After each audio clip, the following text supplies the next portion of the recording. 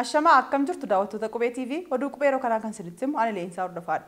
Barbaajataa 2015tti waliin dha'iinsa gurgurtaaf taaksiin wal qabatee qarshiin biliyoona 5.4 osoo hin kaffalamin hafuun himame.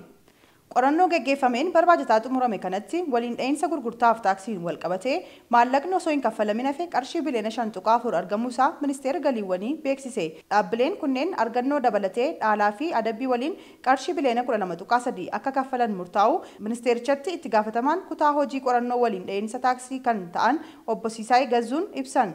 Barbaajataa xumurame kanatti dhaabbilee 528 irratti qorannoon ODT gaggeeffamu obbo Siisaay Faana Broadcasting Corporateetti himuu isaaniitu gabaafame. Dhaabbileen qorannoon ODT irratti gaggeeffame keessaa 322 nagahee sobaan gurgurtaa raawwachuun taaksii waliin dha'uu isaanii mirkanaa'uu ibsan. Gochaa kanaan wal qabatee shakkamtoonni 14 to'annoo jala ooluun dhimmi isaanii seeraan ilaalamaa jiraachuus hoogganaan kun himan.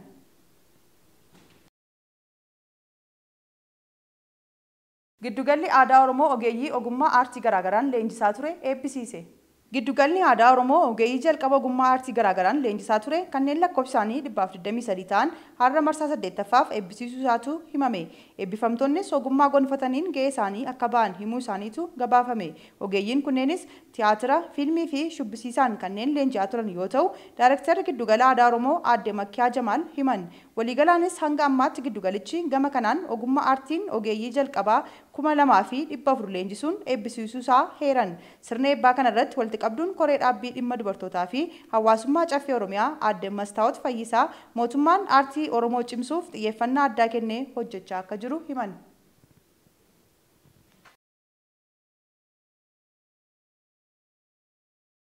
Magaalaa Finfinneetti dhaabbilee hojiin saalqunnamtii saala wal fakkaataa itti raawwatamu irratti tarkaanfiin fudhatamuun ibsame.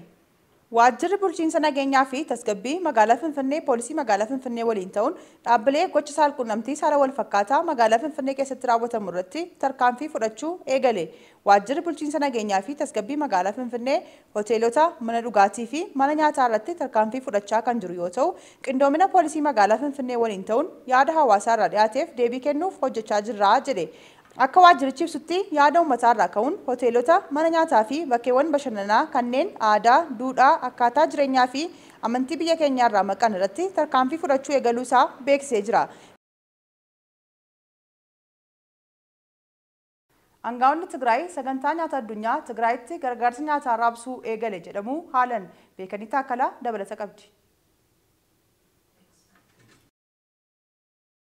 Miidiyaan Associated Press kaleessa akka gabaasetti sagantaan nyaata addunyaa gargaarsa naannoo Tigraayitti dhiyeessu addaan citee ture deebiin eegalee jedhe. Gargaarsi kun sababa himannaa hanna gargaarsa nyaataa irratti dhiyaachaa tureen erga addaan citee baatii 3 ta'eera. Akka gabaasetti sagantaan nyaata addunyaa namoota 100,000 ol aanaalee Tigraay 4 keessa jiraataniif qamadii kiiloogiraama 15 kennaa jira. Koomishinarri Koomishinii Hooggansa Sodaa Balaa Tigraay Dr. Gabrahiwoot Gabra-Egzaabeer kutaalee naannichaa tokko keessatti hojiin gargaarsaa deebi'ee eegaluu isaa mirkaneessuun haa ta'u malee akka gargaarsi nyaataa addaan citee ture deebi'ee galitti fudhatamuu akka hin qabne Addis Istaandardiif hime. Dubbiin akka miidiyaaleen addunyaa gabaasanitti miti kan irra deebiin jalqabe sagantaa seeftineetiidha jedhe. Akka Gabrahiwoot jedhutti tarkaanfiin sagantaa seeftineetti eegaluuf fudhate dogongora akka gargaarsa namoomaa deebisutti fakkeeffamaa tureera jedhe. Obbo Gabrahiwoot gargaarsi namoomaa dirqama tokkollee namoota gargaarsa fudhatan irratti kan hin fe'amne yoo ta'u, sagantaaleen seeftineetti garuu namoota hojiiwwan mootummaa adda ta'an irratti hirmaatan kan hirmaachisudha jedhe. Sagantaan seeftineetti naannoo Tigraayitti bara 2004 irraa eegalee hojii kan ture yoo ta'u namoota dhuunfaa gara miliyoona tokkootti dhiyaataniif deeggarsa taasise. Waldhabdee baatii sadaasa bara 2020 mootummaa federaalaa fi humnoota naannoo Tigraay gidduutti uumameen sagantichi yeroof dhaabatee ture. Akka obbo Gabrahiwoot jedhutti sagantaan kun dhiheenya kana hojiitti deebi'ee amma raabsaa isaa babal'isuun aanaalee 4 godinaalee kaaba lixaa fi kibba Tigraay keessatti argamaniif dhiyeessaa jira. Himannaa gargaarsa namoomaa dhaabbilee gargaarsa idil addunyaa irraa Itoophiyaatti dhiyaatuuf faayidaa hin malleef oolaa jira jedhu dhiyaachuun hordofee dhaabbileen gargaarsaa gurguddoon lama sagantaa nyaata addunyaa fi ejensiin misooma idil addunyaa Ameerikaa USAID gargaarsa Itoophiyaatti dhiyeessaa turan erga addaan citanii baatii 3 ta'e. Gargaarsi kunis yoom akka deebi'ee eegalu guyyaan murtaa'e akka hin jirres ibsan. Kenniinsa gargaarsaa addaan cituun kun lubbuu namoota miliyoonaan lakkaa'aman balaadhaaf saaxilee jira. Keessumaa kanneen wiirtuuwwan buqqaatotaa biyya keessaa fi hawaasa keessummeessitoota keessa jiraatan daran miidheera. Akka obbo Gabrahiwoot jedhutti erga gargaarsi namoomaa kun dhaabbatee booda naannoo Tigraay keessa qofa sababa dhaabbachuu deeggarsa kanaan wal qabatee lubbuun namoota 1,300 ol darbe.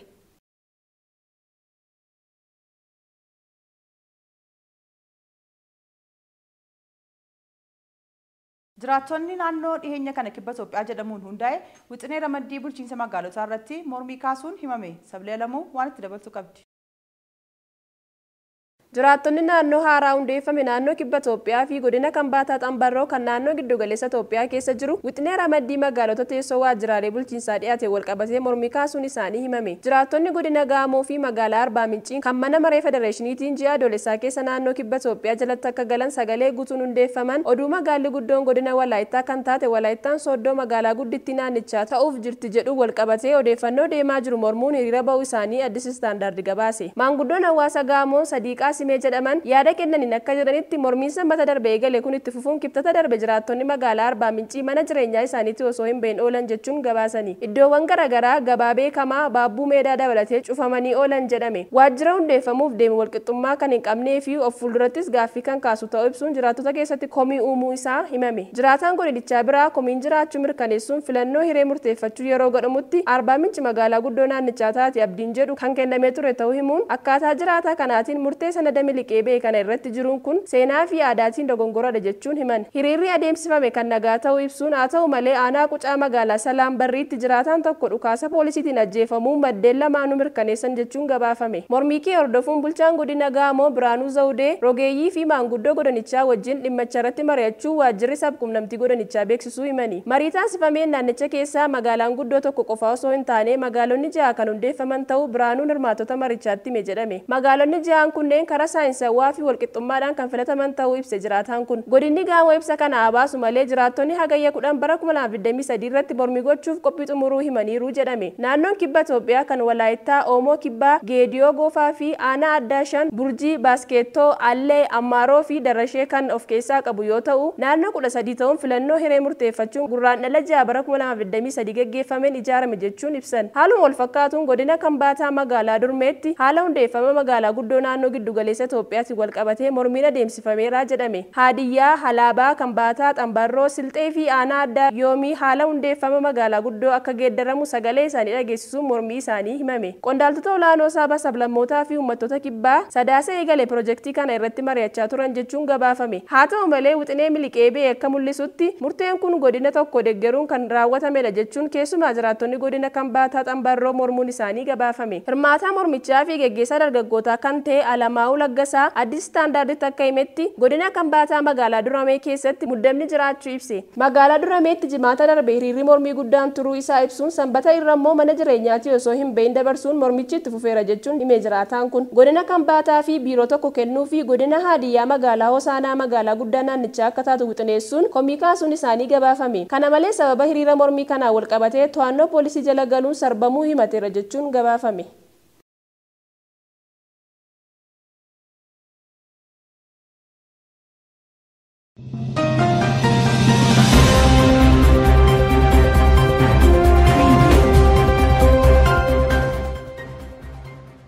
Kan daawwachaa jirtan oduu qubeeti. Amma immoo oduu biyya alaa arganneen isinitti hima. Kaadhimamaan pirezidaantii Ikwaador duula filannoo irratti ajjeefaman. Miseensa paartii biyyaalessaa Naashinaal Assembilii jedhamu kan ta'an Fernaandoo Vilaaveensiyoo magaalaa kaaba biyyattii Kwaatiyoo jedhamtu keessatti duula filannoo gaggeessanii wayita ba'aa jiran rasaasaan rukutaman. Kan isaan rukutamanis konkolaataatti seenuuf osoo jedhanii namni dura goruun adda keessa rasaasaan rukutee ajjeese jechuun miseensi duula filannoo sanaa qondaalaa siyaasaa kana waliin gaggeessaa ture tokko akka BBC'n gabaasetti. Pirezidaantiin biyyattii amma aangoorra jiran Guilaarom Laasoo yakki kamuu itti gaafatama malee bira hin darbamu jechuun erga yakki kun raawwatee dubbatan. Kanneen ijaan argan qondaalli siyaasaa umurii Fernaandoon adda isaaniirra yeroo 3 rukutamuu himan jedha gabaasni kun. Abbaan alangaa waliigala biyyattii namni dhuunfaa kaadhimamaa pirezidaantii kana ajjeese dhukaasa eegdotaan itti baname erga madaa'e booda du'uu ibse. Dhukaasa baname kanaanis namoonni biroo 9 miidhamuu isaanii ibsuun poolisoonnis kanneen miidhaman keessatti akka argamantu gabaafame. Biyyattiitti filannoon pirezidaantummaa inni marsaa jalqabaa hagayya 20 bara 2023 akka lakkoofsa Awurooppaatti gaggeeffamuuf kan ture ta'uu BBC'n gabaase.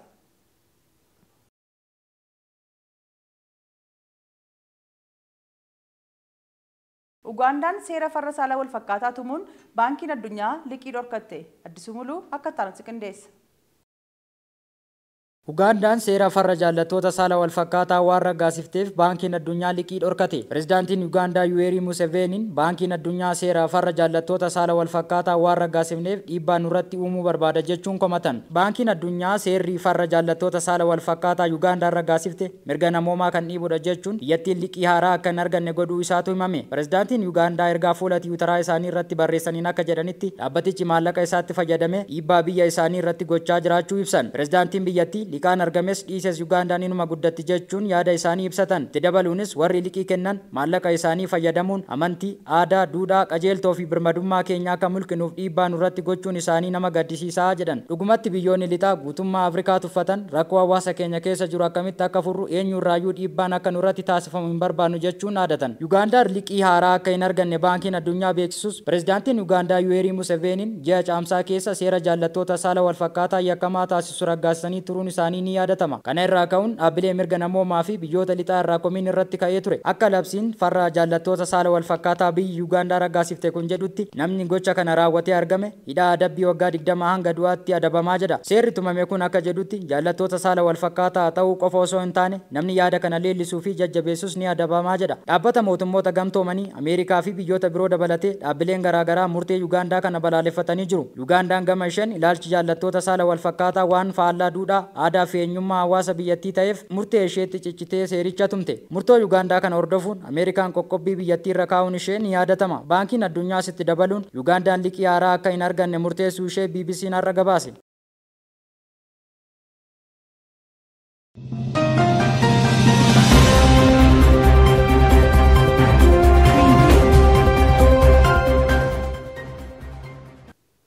Oduu ispoortiitiin taphni Piriimeer Liigii Ingilaand bara 2023-24 bor ni eegala. Taphoonni Piriimeer Liigii Ingilaand bara 2023-24 tapha guyyaa borii Barnley Borsaatii 4 irraa eegalee shaampiyoonaa Piriimeer Liigichaa Maanchister Sitii waliin falmiin taasisu ni eegama. Sanbata duraa sa'aatii 8 irraa eegalee Arsenaal Nottingham Forest waliin ni taphata. Akkasumas sa'aatii 11 irraa eegalee immoo taphoonni 4 kan gaggeeffaman yoo ta'u Bournemouth West Ham United waliin taphatu. Brighton Luton Town waliin, Everton Fulham waliin, Sheffield Crystal Palace waliin ni taphatu. Galgala sa'aatii 1 irraa eegalee immoo Newcastle United Aston Villa waliin taphatu. Dilbata taphni Chelsea sa'aatii 12 eegalee Liverpool waliin taphatu xiyyeeffannoo argateera jedhame.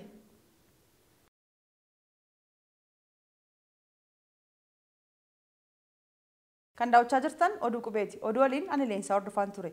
Qophiileen TV qubee kanneen biroon itti fufu. Isaan waliin turtii gaarii gama kootiin nagaatti.